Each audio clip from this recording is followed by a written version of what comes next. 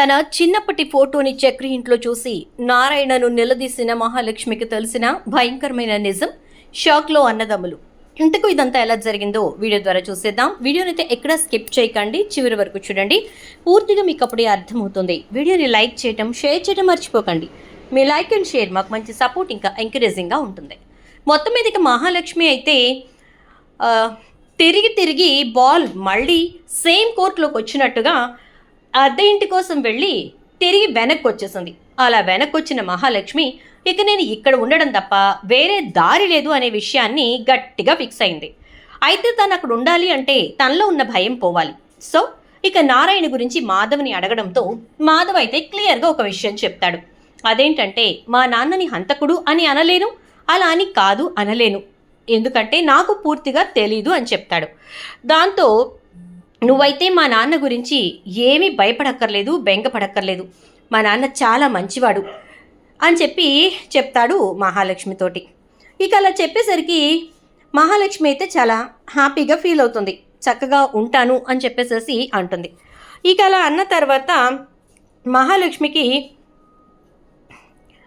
ఇక ఇంట్లో ఉండడానికైతే ఏమీ ఇబ్బంది లేదు, కానీ ఇక ఉద్యోగం గురించే చాలా టెన్షన్ పడిపోతూ ఉంటుందన్నమాట.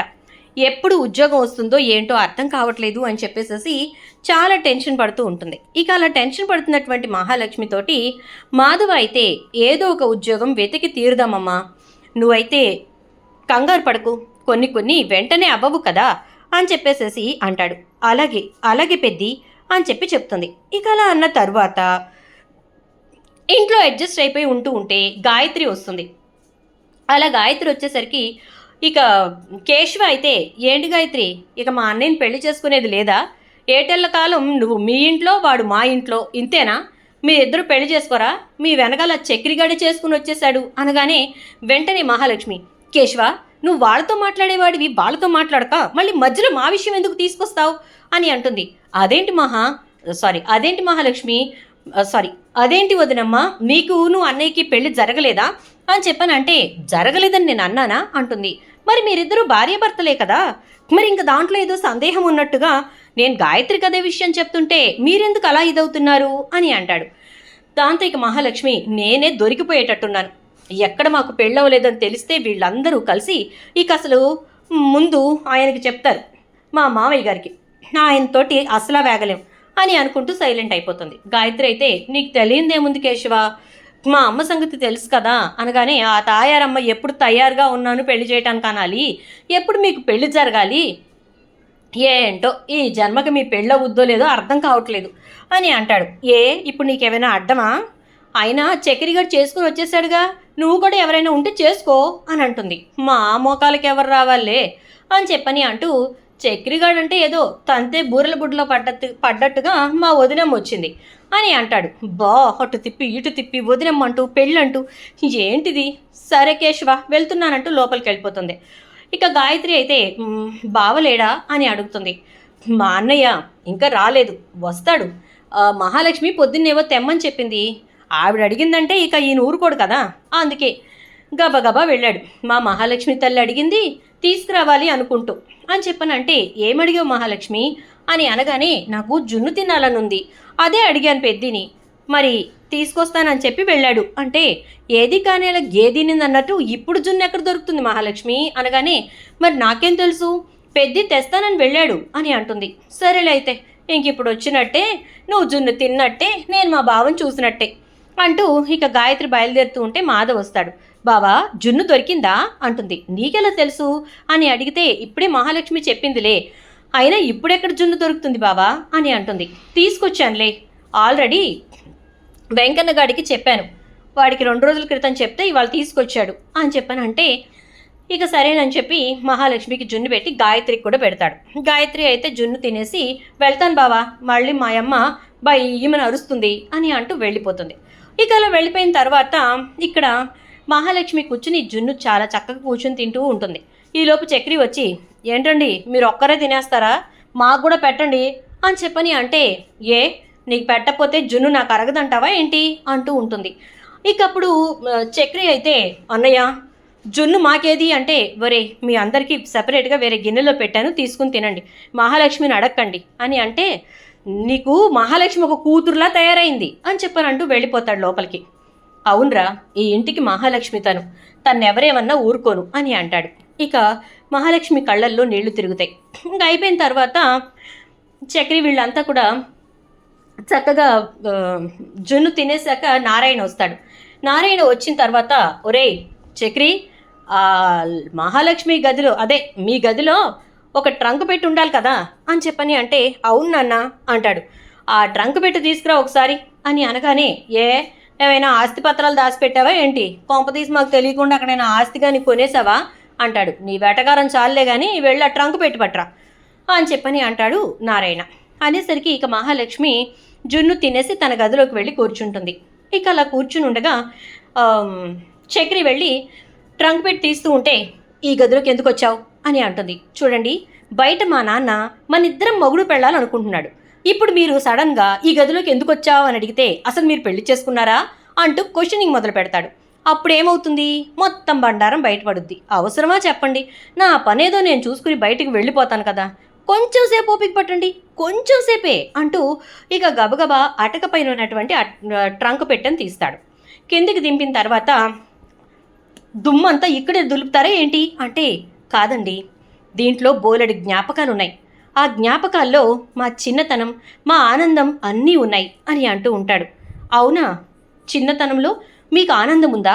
నాకు కూడా చూపించండి అని అంటుంది. రండి చూపిస్తాను అంటూ ఇక ఆ ట్రంక్ పెట్టి ఓపెన్ చేసి ఒక్కొక్క ఫోటో తీసి చూపిస్తూ ఉంటాడు.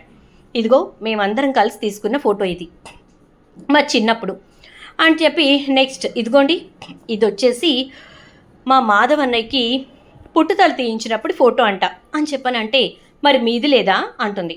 మీరు నా గురించి ఎంత శ్రద్ధ పెడతారు మహాలక్ష్మి గారు అంటే, అంత లేదమ్మా, నేనేదో క్యాజువల్గా అడిగాను, ఇప్పుడు నీ గురించే సపరేట్గా అడిగాను అనుకో, నువ్వేం ఫీల్ అయిపోకు అని చెప్పని అంటుంది.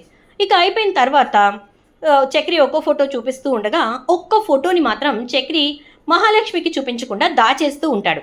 ఏంటి ఆ ఫోటో దాచిపెడుతున్నారు అని అంటుంది. అబే ఏం లేదు మహాలక్ష్మి గారు అని చెప్పని అంటూ ఉంటే, ఇదిగో చూపించకపోయావో ముందా ఫోటో ఏంటో చూపించు అని చెప్పని అంటుంది. అబ్బా ఏమి లేదన్నాను కదా అని అంటాడు. చూపిస్తారా లేదా గట్టిగా అరవమంటారా? మామయ్య గారు వచ్చి నీకు ఇస్తారు అంటుంది. అనేసరికి, బా రాక్షసి, ఇదిగో చూడు అని చెప్పి తీసి ఫోటో చూపించేసరికి ఒక్కసారిగా మహాలక్ష్మి షాక్ అవుతుంది. ఏంటి చక్రి ఇది అని చెప్పని అంటే, ఏమైంది? ఇది నా చిన్నప్పటి ఫోటో, నేను మా మరదలు, చూసారా ఎంత క్యూట్గా ఉన్నామో, అదే అక్కడుందో ఏంటో. యాక్చువల్గా అయితే నేను తన మెళ్ళలోనే తాళి కట్టాల్సింది, బై మిస్టేక్ లేకపోతే బై లక్, అది మీ లక్ అనమాట, అందుకే మీ మెళ్ళలో తాళి కట్టాను అంటే, ఎవరికి లక్కు, మీకా నాకా అంటుంది. ఎవరికో ఒకరికి లక్కులండి, నా మరదలు ఎటుపోయిందో ఏంటో అంటూ ఉంటే, ఇక అప్పుడు మహాలక్ష్మి ఆ ఫోటోని చేతుల్లోకి తీసుకొని దాని మీదున్న దుమ్మంతా తుడిచి, ఈ ఫోటో ఇక్కడుందేంటి అని అడుగుతుంది. అదేంటి, ఈ ఫోటో ఏదో మీకు బాగా సుపరిచితమైన ఫోటోలాగా, అసలు ఎప్పుడూ దీన్ని చూస్తూనే ఉంటాను, అలాంటి ఈ ఫోటో తెచ్చి ఇక్కడ పెట్టారేంటి అన్నట్టు అడుగుతారేంటి అంటే, హలో, నేను అడిగిన దానికి మాత్రమే చెప్పు, ఈ ఫోటో ఇక్కడుందేంటి అని అంటే, అది నా ఫోటో కాబట్టి, నేను మా మరదలతో దిగిన ఫోటో కాబట్టి అనగానే, మీ మరదలా, ఎలా నీకు మరదలుతాను అని అంటే, ఏంటి పొసెసివ్నెస్ వచ్చిందా, నాకు మరదలు అనేసరికి నీకు కుళ్ళు పుడుతుందా అని అంటూ ఉంటాడు. అంత లేదు కానీ తను నీకు ఎలా మరదలో చెప్పు అని చెప్పని అంటుంది. దాంతో ఇక చక్రి, ఎలా మరదలు అంటే, మా నాన్న వాళ్ళ చెల్లెలు కూతురు, వాళ్ళు అప్పట్లో కొంచెం బాగా కలివిడిగా ఉండేవాళ్ళంట, అది కూడా ఎంత వయసు చూసావా, నేనెంతున్నాను అందులో, మహా అయితే నాకు 3-4 సంవత్సరాలు ఉంటాయి, ఆ పక్కన బొడ్డది ఎంతుంది కనబడుతుందిగా, దానికి కూడా నువ్వు పొసెసివ్గా ఫీల్ అవుతావేంటి అని అంటే, నీ పొసెసివ్నెస్ తీసుకెళ్ళి పొయ్యిలో పెట్టుకో, నేను అడుగుతుంది వేరే పరంగా, ఇంతకీ మీ నాన్నకు చెల్లెలి కూతురా తను, మరి వాళ్ళకి మీకు మాటలు లేవా అంటే, లేకపోవటం కాదు, మా అమ్మ చనిపోయినప్పుడు ఏం జరిగిందంటే, మా మావయ్య అంటే మా అత్త వాళ్ళ ఆయన మా నాన్నని చాలా మాటలు అన్నాడంట, అప్పుడే వాళ్ళిద్దరూ విడిపోయారు, అంతకుముందు వరకు మంచి స్నేహితులుగా ఉండేవాళ్ళు, ఇక ఆ విడిపోవటం వాళ్ళు ఎక్కడున్నారో ఇప్పటి వరకు మాకు తెలియనివ్వలేదు కూడా అని అనేసరికి, అంటే మీ నాన్న చెల్లెలు ఎక్కడుందో మీకు తెలియదనమాట అనగానే, లేదు, నాకేమో ఆవిడ ఫోటో కూడా తెలీదు. తెలుసుంటే పోనీ కనీసం వెతకనన్నా వెతికేవాణ్ణి అని అంటే, ఓహో ఇప్పుడు ఆవిడ ఎక్కడుందో తెలిస్తే ఏం చేస్తావు అని అడుగుతుంది. ఏం చేస్తాను, వెళ్ళి అత్తయ్యా అంటూ కాళ్ళ మీద పడిపోయి, మీరు మాత్రం రావాల్సిందే, మా నాన్న మీకోసం బెంగ పెట్టుకున్నాడు అంటూ మొదలు పెడితే, ఓహో మళ్ళీ అబద్ధాల పరంపర మొదలు పెడతావన్నమాట అంటుంది. అబేబే అలా కాదు, మా నాన్న నిజంగానే బెంగ పెట్టుకున్నాడు, ఎందుకంటే వాళ్ళ చెల్లంటే చాలా ఇష్టం పాపం. ఏం చేస్తాం చెప్పండి, అదే విషయం చెప్తాను, అబద్ధం చెప్పను అని అంటే, సరే అయితే అంటుంది. సరే అయితే అంటే దాని అర్థం ఏంటి? ఏదో ఆవిడ ఎక్కడుందో మీకు తెలిసినట్టు, ఆవిడ ఎలా ఉంటుందో మీకు తెలిసినట్టు మాట్లాడుతున్నారేంటి అనగానే, తెలుసు అంటుంది. తెలుసా? అసలు ఎంతవరకు మా అత్త ఫోటో నేనే చూడలేదు, ఇంకా మీరెప్పుడు చూశారని చెప్పి తెలుసు అని చెప్తున్నారు అంటే, ఇదిగో ఇక్కడ మీ మరదల ఫోటో చూశానుగా అంటుంది. ఆ బొడ్డది ఎలా ఉంటుందో ఇప్పుడు నాకు తెలీదు, అలాంటిది ఆ ఫోటో చూసేసి మా అత్త ఎక్కడుందో మా అత్త ఎలా ఉంటుందో నీకు తెలుసు అంటున్నా. ఆ మహాలక్ష్మి, నేను ఎంత వింటూ ఉంటే మాత్రం క్యాలీఫ్లవర్ పువ్వులు తెచ్చి నా చెవిలో పెడతావేంటి అంటే, క్యాలీఫ్లవర్ పువ్వులు కాదు, ఏమీ కాదు, నీ బొంద, మీ అత్త ఎవరో నాకు తెలుసు, ఆ ఫోటోలో ఉన్న అమ్మాయి ఎవరో కాదు అంటూ ఉంటుంది. ఏంటి ఎవరో కాదు, కొంప తీసి నువ్వంటావా ఏంటి అంటాడు. కొంప తీసి కాదు, కొంప తీయకుండానే నేనే అమ్మాయిని అంటుంది.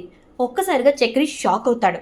ఏంటి, ఈ ఫోటోలో ఉన్న అమ్మాయి నా మరదలు నువ్వా అని చెప్పని అంటే, అవును నీ మరదల్ని నేనే, కానీ నీకు నేను మరదలనయ్యానేంట్రా అని చెప్పని అంటూ ఉంటే, నేను అదే ఫీల్ అవుతున్నాను. నువ్వు నాకు మరదలు అయ్యావేంటి? ఎప్పటికైనా నా మరదలు వస్తుంది, నన్ను పెళ్లి చేసుకుంటుంది అని ఆశగా ఎదురు చూస్తున్న నా ఆశల మీద నీళ్లు చల్లేశావు, చిచి అంటూ ఉంటాడు. ఈలోపు నారాయణ, ఒరేయ్ పెట్టె తీసుకురమ్మని చెప్పి ఎంతసేపు అయింది అని చెప్పని బయట నుంచి అరుస్తూ ఉంటే, వచ్చేస్తున్నాను నాన్న, నీకు ఒక శుభవార్త కూడా తెచ్చేస్తున్నాను అంటూ ఇక చక్రి అయితే గబగబా బయటకు వెళ్తాడు.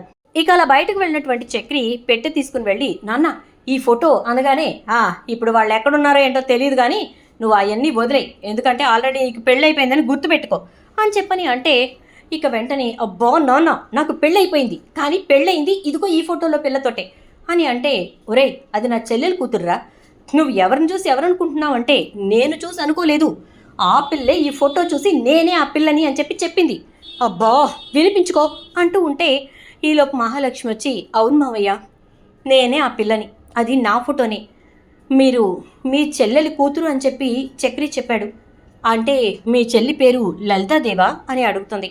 అవునమ్మా లలితే, తన భర్త ప్రతాప్ చాలా బాగా కలిసి ఉండేవాళ్ళం, కాకపోతే మా ఆవిడ చనిపోయిన తర్వాత నేనే మా ఆవిడ్ని చంపాను అని భ్రమపడి వాడు నేను చెప్పేది కూడా అర్థం చేసుకోకుండా నన్ను వదిలేసి భార్య బిడ్డలతో వెళ్ళిపోయాడమ్మా అని అంటాడు ఇక నారాయణ. అయితే అలా నారాయణ అన్న మాటలతోటి ఇక మహాలక్ష్మి అయితే, సరే ఎలా అయినా మీ చెల్లెలు వచ్చేలా చేస్తాను, మీరప్పుడు మీ చెల్లెల్ని కలవండి అని చెప్పని అంటుంది. అమ్మ మహాలక్ష్మి, అంటే నువ్వు నాకు కోడలివి అని అంటూ, నా మేనకోడలివి అని నారాయణ చాలా సంబరపడిపోతూ ఉంటాడు. అవును మావయ్య, నేను నీకు మేనకోడల్ని, ఈ రెండు కుటుంబాలని నేను కలిపి తీరుతాను, అసలు నువ్వే తప్పు చేయలేదని చెప్పి నీ బిడ్డలు నమ్ముతున్నారు, నువ్వు తప్పు చేయనప్పుడు నువ్వెందుకు మావయ్య తలదించుకుని ఉండాలి, వీళ్ళందరికీ నువ్వెందుకు సమాధానం చెప్పాలి అని చెప్పని అంటూ, పెద్ది రేపొద్దున్నే సున్నాలు తీసుకొచ్చి ఇంటికి సున్నం వేద్దాం, కోర్టుకు వెళదాం, ఎంతకాలం ఇలా పెట్టుంచుతారు, మా ఇంటిని మేము శుభ్రం చేసుకోవాలి అని చెప్పి కోర్టులో పిటిషన్ వేసి మన ఇల్లు శుభ్రం చేసుకుందాం, బృందావనమని పడిపోయే బోర్డు కాదు, నిజంగానే నిలబడే బోర్డుని బృందావనమని రాసి పెడదాం అని అంటుంది. దాంతో చూసావా ఇప్పటి వరకు కోడలే, ఇక ఇప్పుడు మేనకోడలు కాబట్టి అస్సలాగదు, చెలరేగిపోతుంది చూడండి అంటాడు పెద్ది, అదే మన మాధవ్. అయితే ఇక అలా అన్న తర్వాత ఈలోపు తాయారు వస్తుంది.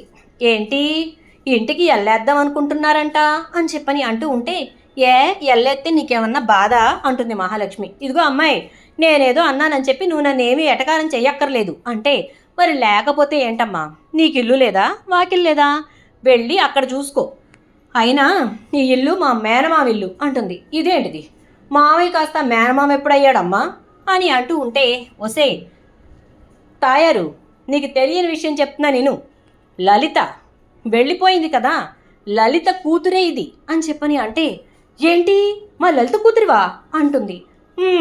మీ లలిత కూతురునే అని చెప్పని చెప్పేసరికి, ఒరే చక్రిగా మొత్తానికి వెళ్ళి ప్రతాపగాడింట్లో పడ్డావా?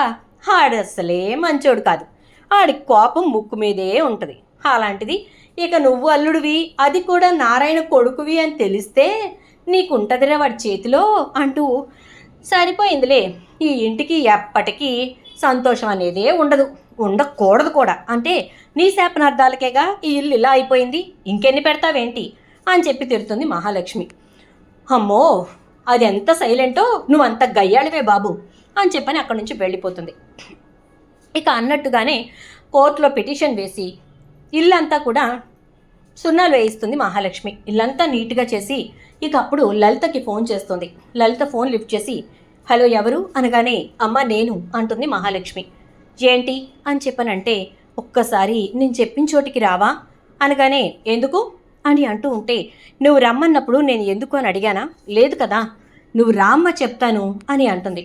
సరే అయితే అని చెప్పి వస్తాను అంటే నువ్వు ఒక్కదానివేరా, దయచేసి మీ ఆయన్ని మీ అబ్బాయిని ఎవరిని తీసుకురాకు అని చెప్పని అంటుంది. సరే సరే వస్తాను అని చెప్పి ఇక బయలుదేరి లలిత అయితే అక్కడికి అంటే మహాలక్ష్మి చెప్పినటువంటి అడ్రస్కి వస్తుంది. అక్కడికి వచ్చిన తర్వాత బృందావనం అని ఆ ఇల్లు చూసి ఆ స్థలం చూసి ఒక్కసారిగా షాక్ అవుతుంది. ఇదేంటే ఇక్కడికి రమ్మన్నావు అని చెప్పి ఫోన్ చేస్తే ఆ ప్లేస్ని చూడగానే ఏమైనా గుర్తొచ్చిందా? ఆ ప్లేస్ని చూస్తే ఏదైనా మర్చిపోయాను, ఆ జ్ఞాపకాల్లో మిగిలిపోయింది గుర్తుకొచ్చిందా అంటూ ఉంటే అది కాదే, అసలు అసలు ఏంటే ఇదంతా అంటూ ఉండేసరికి రామ్మ లోపలికి రా అని చెప్పి ఇక లోపల గదిలో లలిత ఫోటో పట్టుకుని బాధపడుతున్న నారాయణ దగ్గరికి పంపిస్తుంది. నారాయణ అయితే ఎవరు అంటూ వెనక్కి తిరిగి చూస్తాడు. నారాయణ కళ్ళల్లో నీళ్లు అలా కారిపోతూ ఉంటాయి. అన్నయ్య అంటూ లలిత వచ్చేసరికి షాక్ అయిపోతాడు నారాయణ. అమ్మా, నువ్వు ఎన్నాళ్ళకి వచ్చావు? నిజంగా దేవుడు ఏది చేసినా మంచి చేస్తాడంటారు. ఆ తాయారు విషయంలో తప్ప నీ విషయంలో మంచి చేశాడు. నీ కూతురు నా ఇంటి కోడలైంది, చక్రిగడి పెళ్ళమైంది, చిన్నప్పుడు మనం అనుకున్నది నిజమైంది అంటూ ఉంటే అవునన్నయ్య, నేను ఇక జీవితంలో మిమ్మల్ని చూస్తాను అనుకోలేదన్నయ్య. ఆయన అసలు ఎట్టి పరిస్థితుల్లో మిమ్మల్ని కలవకూడదు అన్నారు కదా, అలాగే ఉండిపోయాను. ఏమాత్రం నేను కొంచెం తొందరపడి మీ దగ్గరికి వచ్చినా అటు జీవితాన్ని కోల్పోవాలి. అందుకోసమే వదిన లేకపోయినా నువ్వు బిడ్డల్ని ఎలా సాక్కుంటావో ఏంటో అని తర్వాత నాకు విషయం తెలిసినప్పుడు బాధపడ్డాను. కానీ ఏమి ఉపయోగం లేకుండా పోయింది అని చెప్పేసి అంటూ బాధపడుతూ ఉంటుంది. ఇక లలిత అయితే నారాయణ లలితను దగ్గరికి తీసుకుని బాగా చూసుకుంటున్నాడా, బాగుంటున్నావా, తెలుస్తాందిలే నిన్ను చూస్తేనే, బంగారం లాంటి కూతుర్ని కన్నావు, బంగారు బొమ్మ, ఎంత మంచిదో అసలు అని చెప్పని అంటూ కోడల్ని తెగ పొగుడుతూ ఉంటాడు. ఇక అప్పుడు మహాలక్ష్మి అయితే మావయ్య నన్ను పొగిడింది చాలు, మీ అబ్బాయిని కాస్త ములగ చెట్టు ఎక్కించండి, లేకపోతే ఇక అంతే సంగతులు అని చెప్పని అంటుంది. ఏడ్చాడులే, వాడి గురించి ఎందుకు కావాలి కానీ లీటర్ బాటిల్ వెదవా అని చెప్పని తిడతాడు. అలా అనకండి మావయ్య అంటే మరి అంతే, ఆ కన్నాగాడేమో క్వార్టరు, ఆ కేశవగాడేమో హాఫు, మాధవగాడేమో ఫుల్, వీడేమో లీటర్ బాటిల్, అంతే. చిన్నప్పటి నుంచి వాళ్ళకి నేను పెట్టుకున్న పేర్లవే, వాటితోనే పిలుస్తాను అనగానే ఇప్పుడు చక్రికి పెళ్ళయింది కదా అంటే పెళ్ళైతే వాడికి ఏమైనా కొమ్ములు వచ్చాయా? ఎప్పుడైనా ఒకటే పేరు. సరే కానీ ఇక నీ ఉద్యోగం గురించి ఏదో బాధపడుతున్నావంటే మహాలక్ష్మి నీ సర్టిఫికెట్లు తీసుకొచ్చాను అంటుంది. సర్టిఫికెట్స్ ఏంటమ్మా? ఆల్రెడీ నాన్న కాల్ చేశారు కదా అంటే అవి ఒరిజినల్స్ కాదమ్మా, డూప్లికేట్ సర్టిఫికెట్స్, ఇవిగో నీ ఒరిజినల్స్. నువ్వు ఇకపై ఉద్యోగం చేసుకో, ఎక్కడో ఒక చోట మంచి జాబ్లో జాయిన్ అవ్వు, నీ భర్తకి నువ్వు తోడుగా ఉండు, నా అన్నకి తోడుగా ఉండు, ఆడదిక్కులేని ఈ సంసారాన్ని నువ్వే ముందుకు నెట్టుకు రావాలి. నేను వచ్చినట్టు కానీ మిమ్మల్ని కలిసినట్టు కానీ అస్సలు మీ నాన్నకు తెలియనివ్వకు, అర్థమైందా? ఆయనకు తెలిసిందంటే ఇక అంతే సంగతులు. అర్థం చేసుకోకపోగా ఆవేశానికి పోతారు, అందుకోసమే చెప్తున్నాను అంటుంది. సరేనమ్మా అలాగే అయితే అని చెప్పేసేసి ఇక మహాలక్ష్మి అంటుంది. ఇక లలిత అక్కడి నుంచి బయలుదేరుతుంది. అలా వెళ్తున్నటువంటి లలితను చూసి నారాయణ కళ్ళల్లో నీళ్లు చిమ్ముతూ ఉంటే మావయ్య నువ్వేం కంగారు పడుకో, ఇక తెలిసిందిగా వారానికి ఒకసారి ఏదో ఒక వంక పెట్టుకుని వస్తూనే ఉంటుంది నీ చెల్లెలు, చూడు కావాలంటే. అందులోనూ మేనల్లుడే అల్లుడయ్యాడు కదా, ఆ సంతోషం ఇంకా ఉంటుంది ఆవిడికి అని చెప్పని అంటే చాలా థ్యాంక్స్ అమ్మా మహాలక్ష్మి, జీవితంలో నా చెల్లెల్ని చూడలేనేమో అనుకున్నాను, ఇవాళ ఆ ట్రంక్ పెట్టి తీయటం ఎంత మంచిదైందో అంటాడు నారాయణ. చూద్దాం మరి రాబోయే ఎపిసోడ్స్లో ఏం జరుగుతుందో. వీడియో నచ్చితే లైక్ అయితే చేసి వీడియోని షేర్ చేసేయడంతో పాటు పక్కనే ఉన్న బెల్ ఐకాన్లో ఆల్ ట్యాప్ చేయడం మాత్రం అస్సలు మర్చిపోకండి. Thank you.